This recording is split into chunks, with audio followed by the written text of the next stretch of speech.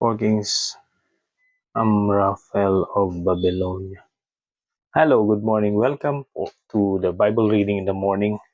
Um, Please bear with me as I read a lot of new words for me, especially the names of those kings. So let's begin reading in chapter 14 in Genesis.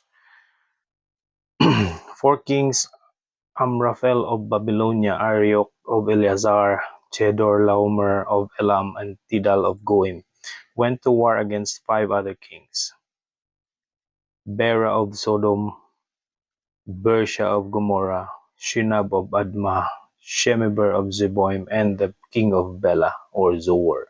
These 5 kings had formed an alliance and joined forces in the valley of Siddim, which is now the Dead Sea. They had been under the control of Chedorlaomer for 12 years, but in the 13th year they rebelled against him. In the 14th year, Chedorlaomer and his allies came with their armies and defeated the Rephaim in Ashtaroth-Karnaim, the Zurzim in Ham, and Emim in the plain of Kiriathim, and the Horites in the mountains of Edom, pursuing them as far as El Paran on the edge of the desert. Then they turned round and came back to Kadesh, then known as En-Mishpat. They conquered all the land of the Amalekites and defeated the Amorites who lived in Hazaron Tamar. Then the kings of Sodom, Gomorrah, Admah, Seboim, and Bela drew up their armies for battle in the valley of Siddim and fought against the kings of Elam, Goim, Babylonia, and Eleazar, 5 kings against 4. The valley was full of tar pits, and when the kings of Sodom and Gomorrah tried to run away from the battle, they fell into the pits, but the other 3 kings escaped to the mountains.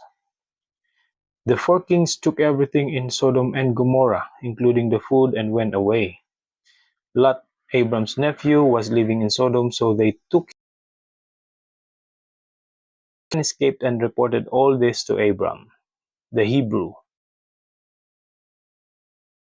Sacred trees belonging to Mamre and his brothers Eshcol. When Abram heard that his nephew had been captured, 318 in all, and pursued the 4 kings all the way to Dan, there he divided his men into groups, attacked the enemy by night, and defeated them. He chased them as far as Horah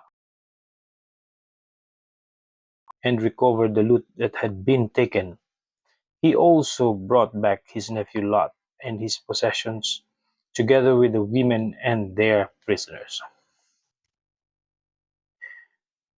When Abram came back from his victory over Chedorlaomer and other kings, the king of Sodom went out to meet him in the valley of Shaveh, also called the King's Valley. And Melchizedek, who was king of Salem and also a priest of all of the Most High God, brought bread and wine to Abram, blessed him, and said, "May the Most High God, who made heaven and earth, bless Abram. May the Most High God, who gave you victory over your enemies, be praised." And Abram gave Melchizedek a tenth of all the loot he had recovered. The king of Sodom said to Abram, "Keep the loot, give me back all my people." But Abram answered, "I solemnly swear before the Lord, the Most High God, maker of heaven and earth, that I will not keep anything of yours, not even a thread of a sandal strap." Then you can never say, "I am the one who made Abram rich. I will take nothing for myself. I will accept only what my men have used, but let my allies, Aner, Eshcol, and Mamre, take their share." So for today, folks, thank you for bearing with me and reading with me the Bible in Genesis chapter 14. Tomorrow we'll be reading chapter 15 of Genesis. God bless you all. Bye for now.